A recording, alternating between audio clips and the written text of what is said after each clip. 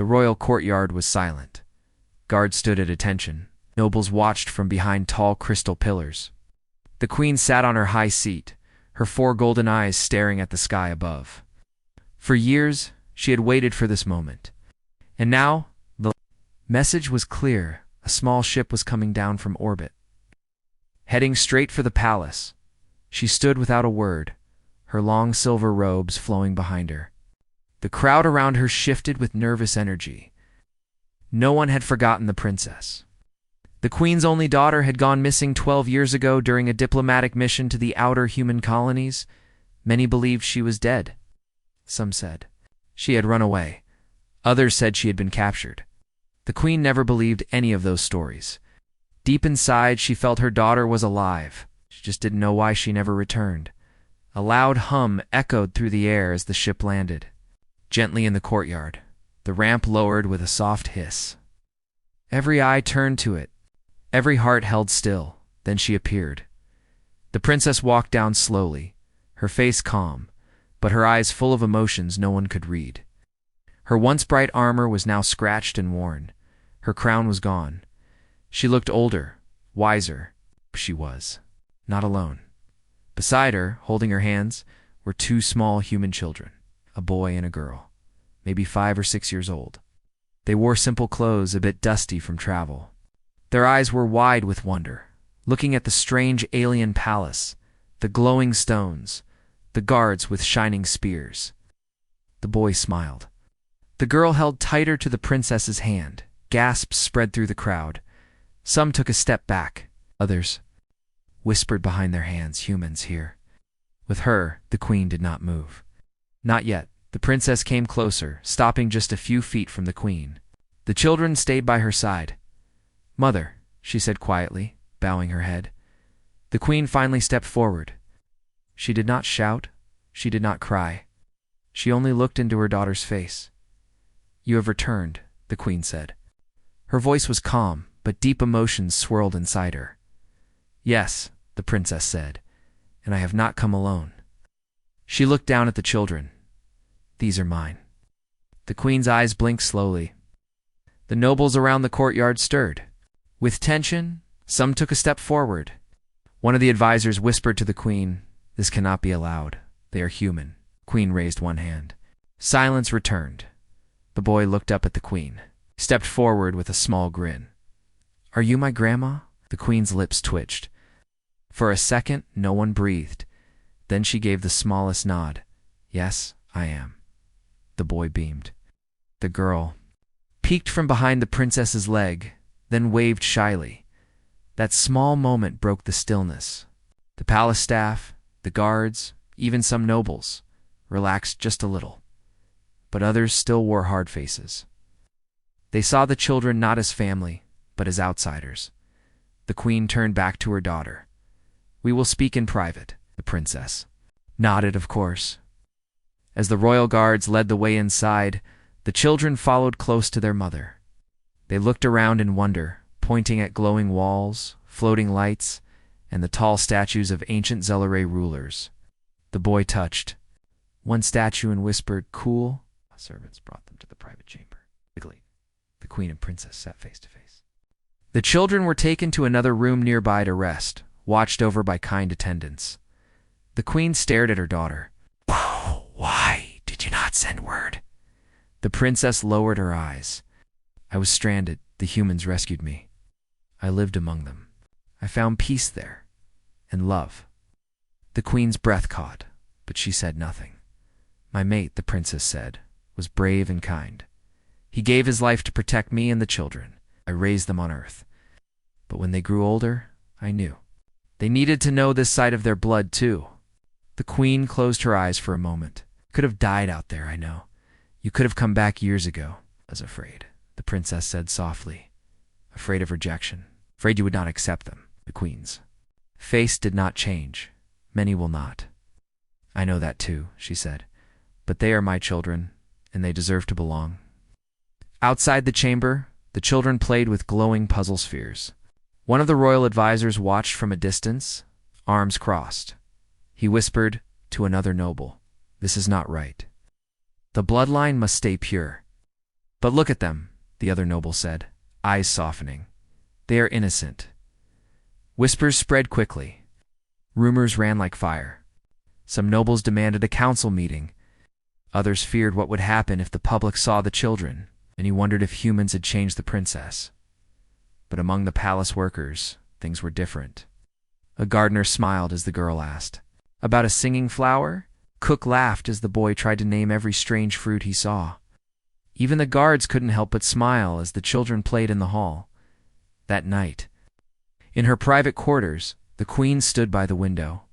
She watched the stars. Her hands were behind her back. The door opened. The princess stepped in quietly. "Do you hate me?" she asked. "No," the queen said. "Do you hate them?" The queen turned. "They are part of you, and you are still. My daughter, will you let them stay?" The queen did not answer at first. Then she said, "They may stay, but the court will not be kind. They will face challenges. You must be strong." The princess bowed her head. "I will protect them." "No," the queen said. "You will prepare them. They are not only children, they are symbols not of change." The princess looked out at the stars. "Maybe change is what we need." The queen gave a soft nod. "We shall see." And so, the two human children, born far from stars, now under the eyes of a royal alien palace, slept peacefully, unaware that their very presence would shake the galaxy. The next morning, the palace was louder than usual. Long halls buzzed with voices. Nobles gathered in small groups, whispering with serious faces. Some called for a private council meeting. Others wanted a public trial. And all of them were talking about the same thing, the human children. "They do not belong here," one noble said sharply.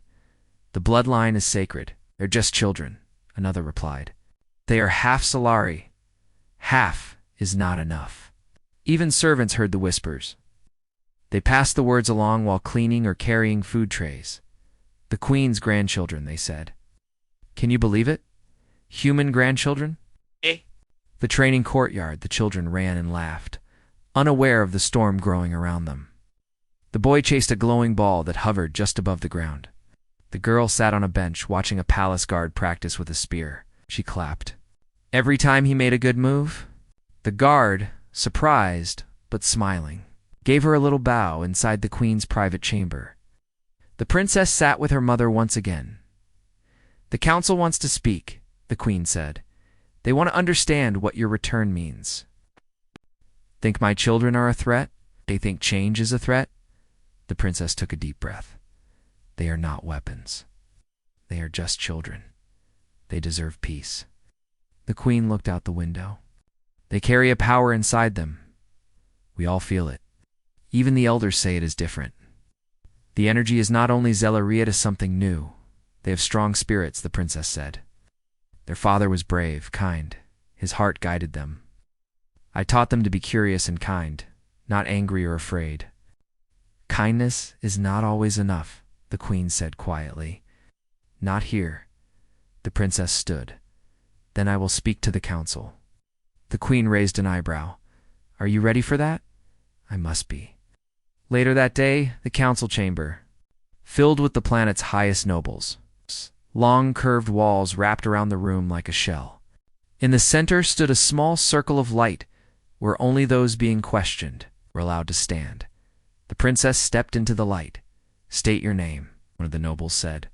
"Princess Arale of House Selther," she replied. "And these children?" another asked. "My children. Born of me and a human mate, raised in peace, trained in both our ways. I return now, because they must know their heritage, their bloodline. They must understand both sides of who they are." "You have placed the throne in danger," one noble growled. "Humans are not trusted, and yet you bring two of them here, born from your womb." "They are not enemies," the princess said calmly. "They are a bridge." "You speak of bridges," said an old noble with dark markings on his face. "But I see only a crack, a weakness." "Then you do not see clearly," the princess replied. "Look at them. See their hearts. Speak to them. They carry no hate. They carry light." The nobles argued among themselves.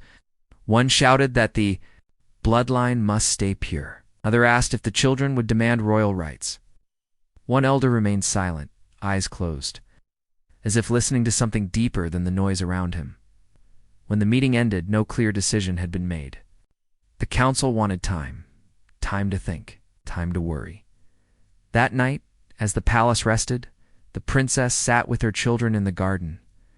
"Are we in trouble?" the boy asked. She shook her head. "No, my heart. But people are confused, scared, of things they don't understand." "Why?" the girl asked. "Because they've never seen anything like you two." The boy blinked. "Is that bad?" "No," she said softly. "Special. But sometimes special things scare people at first." The children thought about that. The girl plucked a glowing flower and held it close. "I like it here." "If they stare?" "So do I," the boy said. "But I miss the sea." The princess smiled. "We'll find a way to keep both." Early the next morning, something strange happened. A healer from the palace staff noticed the girl staring at a broken tree branch. Without touching it, the girl whispered something. The branch slowly mended itself. The healer gasped. He reported it to the elders at once. "I saw it with my own eyes." Her voice called the branch, and it listened. The elders met in secret. "It's the old blood," one whispered. "No," said another. "It's something more. Something ... mixed." Rumors spread fast. Soon, everyone in the palace had heard about the girl in the tree branch. Some were amazed, some were afraid. In the great library, the queen met with an ancient scribe, brought old scrolls and placed them before her. "Look here, your majesty," he said. "Legends speak of the blending of distant worlds, child born of light and earth. The scrolls match what we see." The queen stared at the words. "Are you saying they are part of some prophecy?" "Perhaps," the scribe said, "or perhaps they are the first step into a new age." That evening, a surprise visitor came to the children's room. It was General Nile, a war hero who had served the queen for 50 years. He knelt before them. "May I speak with you?" At his mother, who nodded, the general looked into their eyes. "You are brave to come here, and you're afraid of what they don't know. But I see no fear in you." The girl tilted her head. "Should we be scared?" "No," he said, smiling. "Because sometimes the world needs new stories, and you two are the start of one." He stood, bowed to the princess, and left in silence. Outside the palace walls, news of the children spread across the capital. Soon people in the markets whispered of the half-stars as they began calling the children. Some were angry, others were curious, but one thing was certain: the return of the princess had shaken everything, and the human children by her side were no longer seen as just visitors. They were becoming something more: symbols, and symbols could not be ignored. The palace gates had never seen so many visitors in years. Since the return of the princess and the arrival of her 2 human children, citizens from all over the capital had gathered outside, hoping to catch a glimpse. Guards tried their best to keep order, but whispers and chatter filled the air. Are they really part human? Did one of them heal a tree? They say the girl speaks to flowers. Inside the palace walls, things were changing. Servants who once walked past the children without a word now paused to smile. A kitchen helper made small cakes shaped like stars and gave them secretly to the boy and girl. Even some of the guards began calling them Little Sparks, a gentle nickname that spread quickly. The children continued to explore the palace, learning its ways. The boy loved watching the soldiers train and would copy their movements in secret. The girl liked the garden and spent hours sitting by the fountain, talking softly to plants and birds. Though no one could understand how, the animals always seemed calmer around her. The princess stayed close to them, watching with quiet pride but also worry. She knew the court was still divided. Kind smiles were only part of the truth. Behind closed doors, some nobles still pushed for a ruling against her children. They feared what they didn't understand. One evening, the queen held a private dinner with the council elders and invited the princess and her children to attend. It was a bold move. No royal child had ever sat at the high table without being declared heir-worthy. As they entered the grand dining hall, the nobles stood stiffly. The children wore soft robes in Zellery style, stitched with stars and moons. They walked beside their mother with calm steps. The queen nodded in approval. During the meal, the boy reached for a floating fruit bowl and accidentally caused it to spin in the air. Many laughed kindly, but one noble frowned. "They do not know our ways," he said coldly. "Perhaps they should not sit among us." Before the princess could reply, the queen lifted her hand. "They are learning," she said, "simply as we all once did." The room went quiet. The noble bowed his head but said no more. After dinner, the children were led to a smaller room, where palace tutors waited. They were to begin their first lessons in Zellery history and language. The tutors were unsure what to expect, but the children surprised them. They listened, asked questions, and even corrected a mistake the tutor made about a star map. "How did you know that?" the tutor asked. "My mom taught me," the boy said. "And my dad used to show us old Earth books." In another part of the palace, a secret meeting was taking place. Lord Scion, cousin to the queen, spoke in a low voice to 3 other nobles. "We cannot allow this," he said. "The children will become a symbol, and the people will follow. If they are allowed to rise, the future will not be ours." "What do you suggest?" one asked. "Challenge them. Not with blades, but with tradition." A plan was formed the next morning during court. Lord Scion stood tall before the queen. "Your Majesty," he said, "I call for the old trial." The room fell silent. The old trial was a ceremonial challenge. Used in ancient times to test the right of one's place in the royal line, it was not a battle, but a series of tasks, judged by the elders. Strength, wisdom, and spirit were tested. If the children failed, they could be declared unworthy to stay in the palace. The princess stood, her voice steady. "They are too young for such trials." "But they are here," Lord Scion replied, "and the people speak of them as future leaders." "The law is clear. Symbols must be tested." The queen did not answer at once. She looked at her daughter, then at the children. "Very well," she said at last. "The trial will take place in 3 days. But they will not stand alone." Lord Scion raised an eyebrow. "What do you mean?" The queen looked at the princess. "You will stand in their place." The court gasped. The princess nodded. "I accept." The next 3 days were full of tension.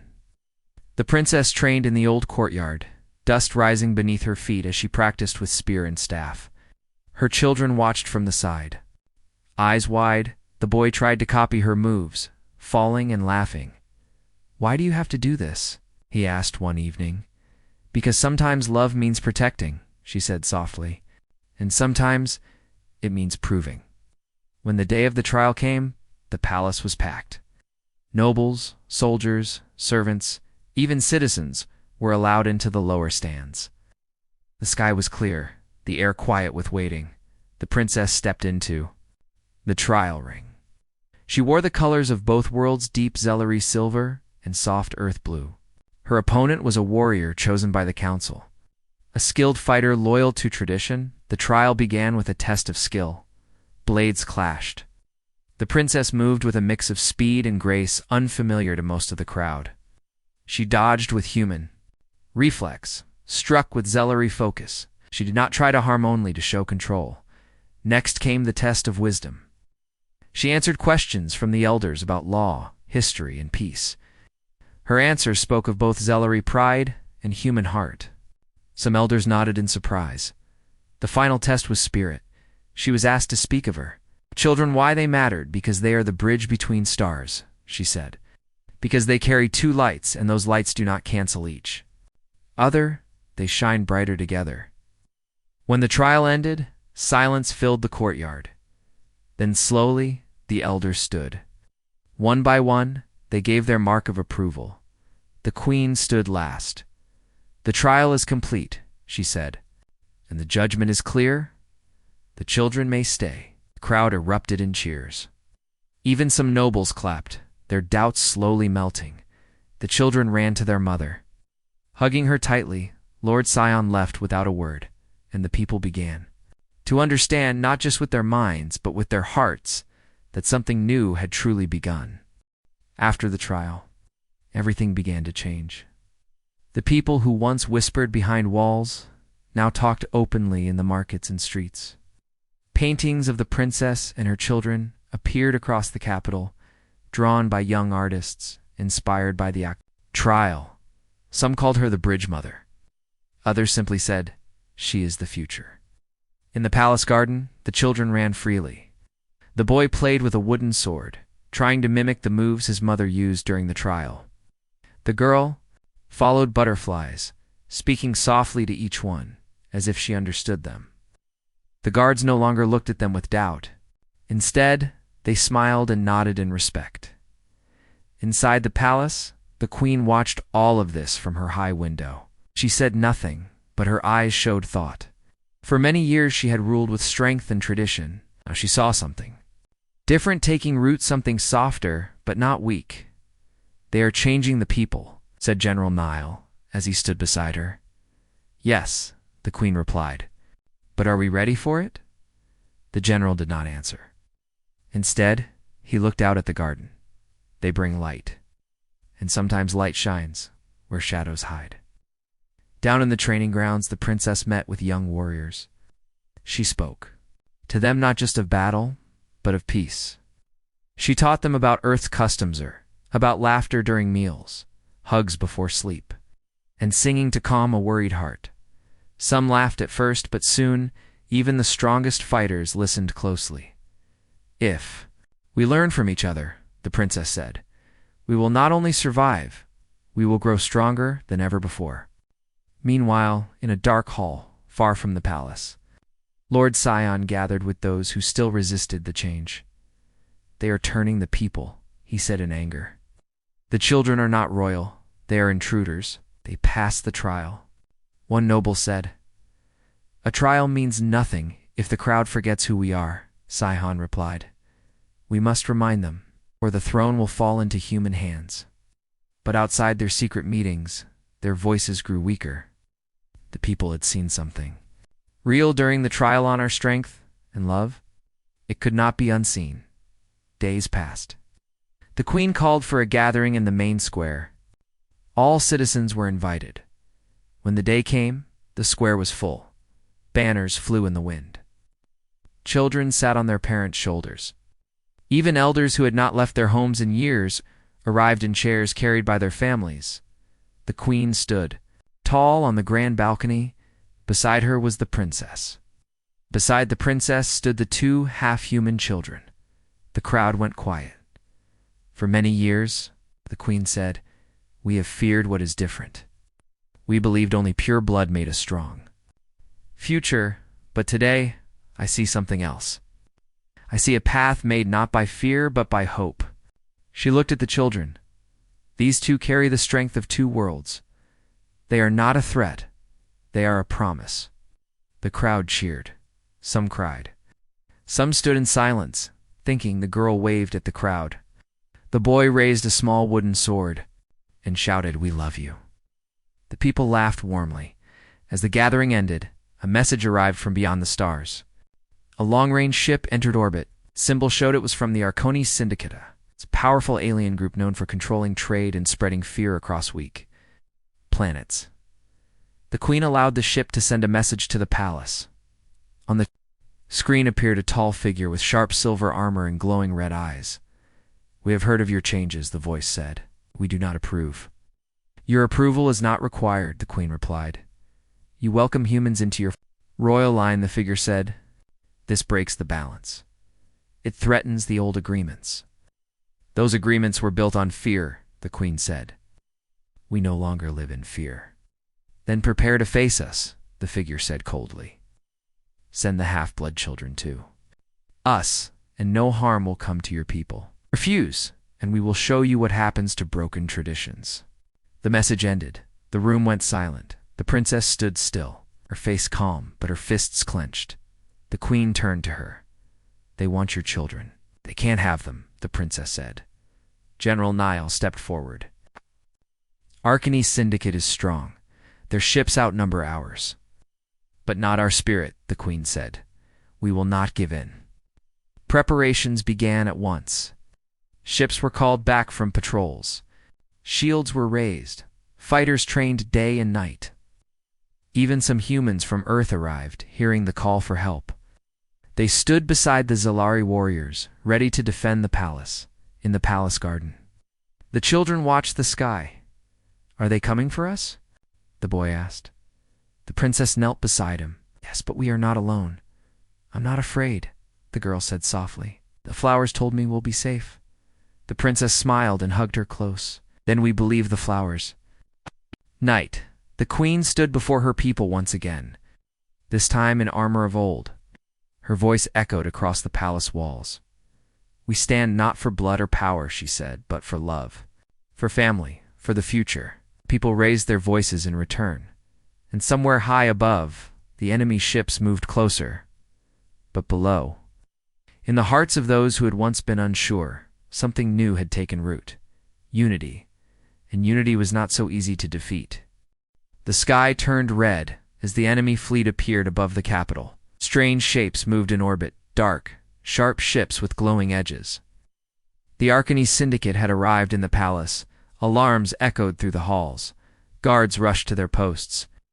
Energy shields were raised over the city. The people looked up, fear growing in their hearts. The queen stood on the command platform, her face calm. Beside her were the princess, General Nile, and several commanders. Behind them, the two children waited with wide eyes, holding each other's hands. No sudden attacks yet, Nile said. They're watching us. They want us to be afraid, the queen replied. But we won't be. The enemy sent another message. The screen flickered, and the same tall figure appeared. You have 1 hour, it said. Hand over the children, or we will begin destruction. The queen did not blink. You will receive nothing from us. Then your people will suffer. Message ended. Silence filled the room. The princess knelt beside her children. Listen to me, she said softly. Stay close. Do not leave the palace walls. No matter what happens, trust us. The boy looked scared but nodded. The girl whispered, I feel something. It's big. I know, the princess said, but you are stronger than you think. Across the planet, people gathered in shelters. Some prayed, others prepared to fight. In a small village outside the capital, an old woman stood in front of her home. They fight for their family, she told her neighbors, and we will too. Ships rose from hangars. Its fighters took position. In the skies, for the first time in centuries, Humanes and Zellery stood together on a battlefield. Then the first blast came. A red beam shot from the lead Arcany ship and struck the outer shield.